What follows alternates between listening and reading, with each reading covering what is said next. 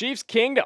Welcome into a brand new episode of the Chiefs Report by Chat Sports. Today, we've got a couple of things on the agenda. The main focus is going to be what the Kansas City Chiefs can learn from, for lack of a better word, the Seahawks drubbing of the Patriots this weekend in Super Bowl 60. Three main takeaways that I had from that and what made the Seahawks so successful, not only in that game, but all season long, and how I think Kansas City can replicate it. But before we get into that, we've also got to discuss the latest update around Travis Kelce. Ian Rapoport and Diana Rossini both putting some things out that might suggest what his future in 2026 holds. Busy show today. Let's get right into it.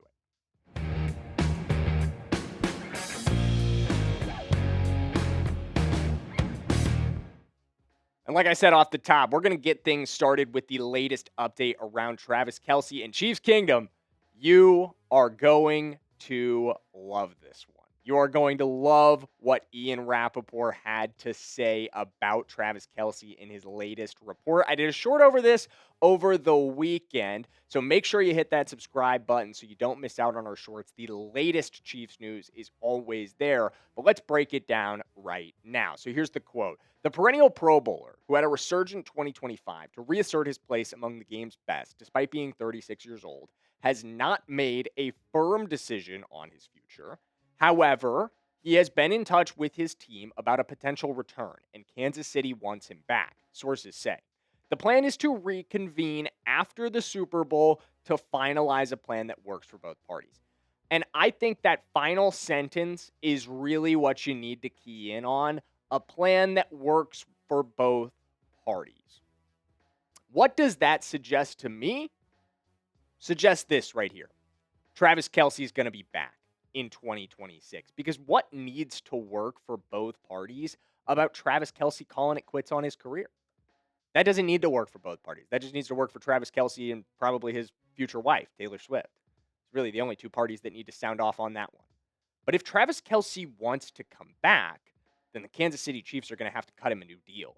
And that would have to be agreeable to both parties. So I think we're getting, without a firm confirmation, we're getting confirmation that it's in the works, that the Kansas City Chiefs want to bring back Travis Kelce and that he wants to come back. But what say you?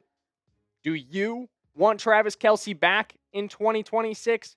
If you do, I need you to hit that thumbs up button on today's video. Sound off for me, Chiefs Kingdom. If you don't want him, let me know why in the comments. Let me know why you want to see this team move on from Travis Kelce. I'm not saying that you're wrong. I just want to hear your reasoning. So let me know in the comments. And let's turn the page to some Super Bowl 60 takeaways. Starting with number one, and anybody who watched the game could tell you this one. This is not super high-level X's and O's ball analysis here. This game was dominated in the trenches by the Seattle Seahawks. I think you could say that's true of both sides of the football. I think their offensive line set the tone as well, especially for their run game, which we'll talk about a little bit later. But I want to key in on their defense because I, and maybe some of you were too, I was having flashbacks. To Super Bowl 59. This game reminded me a lot of that one, where the Eagles just got after Patrick Mahomes. They made Patrick Mahomes' life absolutely miserable in the pocket, a defensive show of force, their ability to collapse the pocket from all angles, to do it without needing to blitz, which I think is really important. That sentence right there, being able to get home without needing to blitz, is so critical. And what did it do to the two quarterbacks? Let's check the numbers. Patrick Mahomes was under pressure 17 times in Super Bowl 59. Drake Maye was under pressure 23 times in Super Bowl 60. Yikes, 14 of those went onto Will Campbell's shoulders. Very rough performance for the fourth overall pick. And they both stunk when they were under pressure, predictably. Patrick Mahomes was 4 for 9 for 48 yards, 1 touchdown, 1 pick. Drake Maye was 6 for 13 for 75 yards, 1 touchdown, 1 pick. Most of that yardage coming in garbage time for both guys. It's about getting home. It's about having a pass rush that disrupts a quarterback's rhythm and a quarterback's timing. Could anyone tell me that Patrick Mahomes or Drake Maye, at any point until it didn't matter anymore, late in the fourth quarter, in both of those last two Super Bowls, looked comfortable? No, they didn't. Could you tell me our pass rush made people uncomfortable this year? I don't think you could. 21st in sacks per game, 19th in pressure rate, despite blitzing the third highest rate in the NFL. And again, that goes back to the point that I made. When you can do this without blitzing, like the Seahawks did and like the Eagles did last year, that's when you're really dominant because it allows you to leave guys in coverage. And when you look at our defensive line, when you look at the guys that are getting ready to suit up for Kansas City in 2026, who's a game wrecker here? Who in this group is taking over games? Nobody. None of them. And a lot of those guys are outgoing free agents as well. I think we need a game wrecker. I think we need someone who can establish the tone along the defensive line. We're going to get more into that in a minute. But before we do, I've got to give a shout out to the sponsor of today's episode, and that is Prize Picks. Guys, shoot your shot on Prize Picks and get $50 instantly in lineups when you play your first $5. That's right, Prize Picks is now giving you $50 in lineups when you sign up and play your first $5.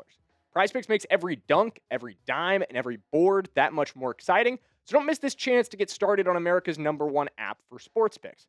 Prize Picks is simple to play. Just pick more or less on 2 to 6 player stat projections, and if you get your picks right, you could cash in.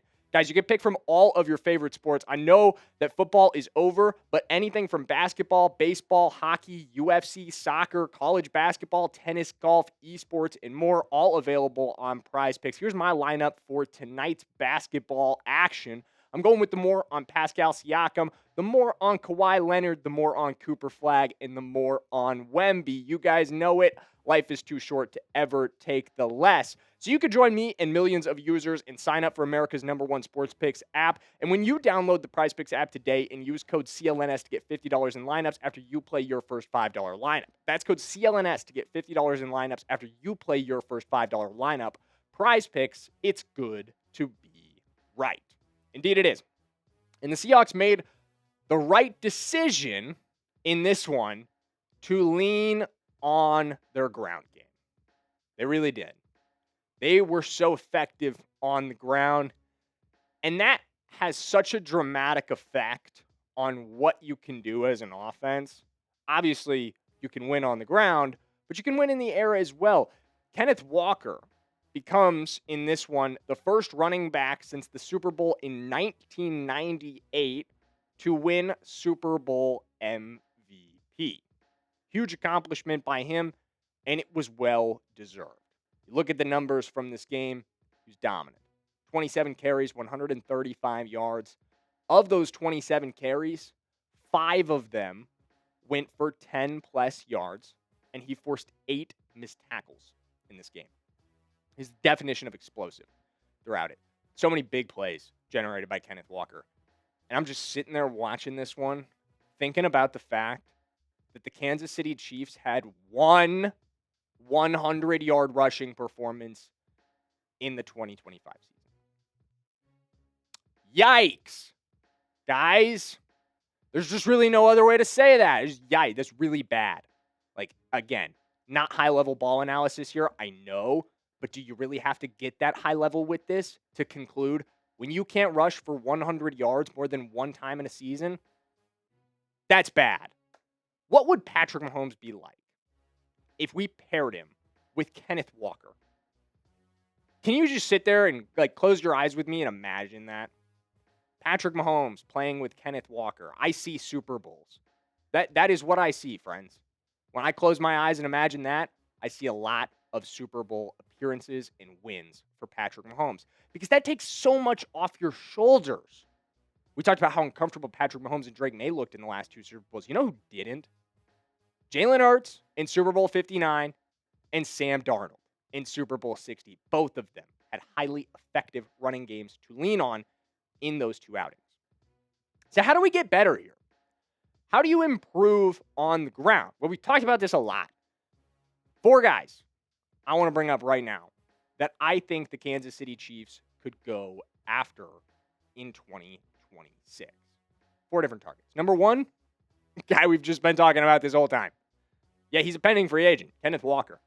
I think it's less and less likely that he actually winds up getting out of Seattle just because, I mean, hey, this guy just won the Super Bowl MVP. It's a huge part of why Seattle had a lot of success this past season.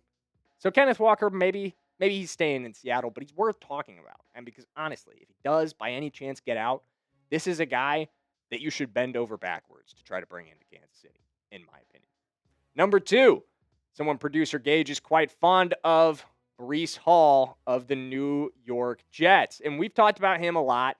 He would be a really fun addition to this offense. We talked about trading for Breece Hall back on the trade deadline. My real ones who've been subscribed since then absolutely know I'm a huge fan of Breece and the explosiveness that he could bring to this offense. I honestly, of all the options that we're going to talk about, I don't know if, other than the last one, there is a more explosive option than Breece Hall. Travis Etienne, kind of the poor man's Breece Hall in some ways, offers you a lot of receiving versatility. Got a lot of wear on the tires at this point. Long career at Clemson and a good 4 years with the Jags as their lead back, but could be an interesting option as well. But more and more, the more we talk about targeting running backs in 2026, the more I progress through this Chiefs offense and offseason, and I watch what they do. All signs point to Jeremiah Love, in my opinion, guys. The running back out of Notre Dame could be the 9th overall pick, and my goodness, would he be a game changer for this run game. I promise you, you get more than one 100-yard rushing game in 2026 if you draft that guy. Hell, I think you get one if you get any of these 4 guys. I think you get at least 2, hopefully. All right, final takeaway from the Super Bowl. The secondary, so dominant for Seattle in this one. And maybe raw box score numbers don't show it because there was some unbelievable stat padding going on in this game. But in the first 3 quarters, Drake Maye, he enters quarter 4 with 60 passing yards. 3 quarters of a Super Bowl, 60 passing yards. Shut down defense. Just no fly zone. Like, no other word for that. Unbelievable performance. Against a guy who was the runner-up by 1 vote for the NFL's MVP award this year. Could anyone say that the Kansas City Chiefs showed up like that defensively at any point this year? And a lot of that is attributable to what we talked about early on in today's video, the inability to generate a pass rush. But things aren't getting better on the back end. Right now, it's going to be a lot of turnover this offseason. A lot of decisions to make in the secondary. Because again, you're the most cap-strapped team in the NFL. I know you guys are sick of hearing me say it, but it's true. And until it isn't, we've got to acknowledge that that's the case.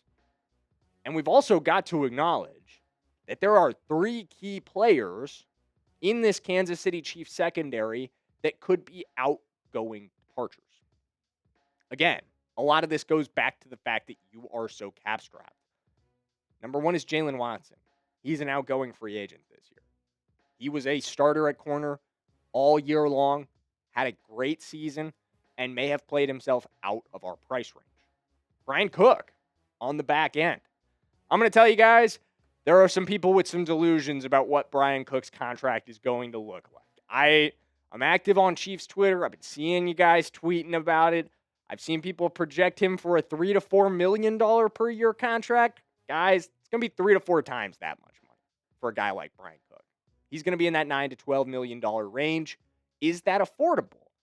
Absolutely not, in addition to a Jalen Watson contract. This is a one or another situation, in my opinion. And then lastly, you've got to come around to deciding about Trent McDuffie. Is Trent McDuffie staying on this football team beyond 2025? Has he played his last game as a Kansas City Chief? I think there is a distinct possibility that that's the case. Maybe you trade Trent McDuffie, take that $14 million in cap savings, re-sign Jalen Watson, and use the first-round pick you got from Trent McDuffie to add a younger, less expensive corner. And I think, overall, that might be the path that might be exactly what Kansas City should do. And it's a replication of the philosophy we've seen Brett Veach employ at the corner position time and time again. That we don't need to commit serious cap space to this, that will save that for other more important positions to build around Patrick Mahomes, especially on the offensive side of the ball, and continue to rebuild the corner room. I think you should seize the opportunity here. You've got a chance to trade Trent McDuffie for a first-round draft pick. I think there are a number of teams that would come at you with that kind of an offer. And that draft capital could become invaluable. Because I know people like to have the conversation of, oh, you're trading Trent McDuffie for future Trent McDuffie. And yeah, sure, maybe, but you've also got to consider the cap space value here. Trent McDuffie, if you keep him, could be more than $30 million per year. There's just no real world where the Kansas City Chiefs can afford that without making some other really hard decisions that I don't even think we want to get into. So in my opinion, trading Trent McDuffie is the best path forward for the Kansas City Chiefs. Let me know what you guys think in the comments about that one. And if you made it to this point in the video, I need you to hit that like button. I need you to show your support for the Chiefs Report by Chat Sports. We're trying to get 200 likes on today's video. If we hit that goal, the bosses told me we could pump out some more Chiefs content for you guys next week. So 200 likes equals more Chiefs videos next week. Show the bosses that you guys want it, and I will deliver. We'll see you in the next one.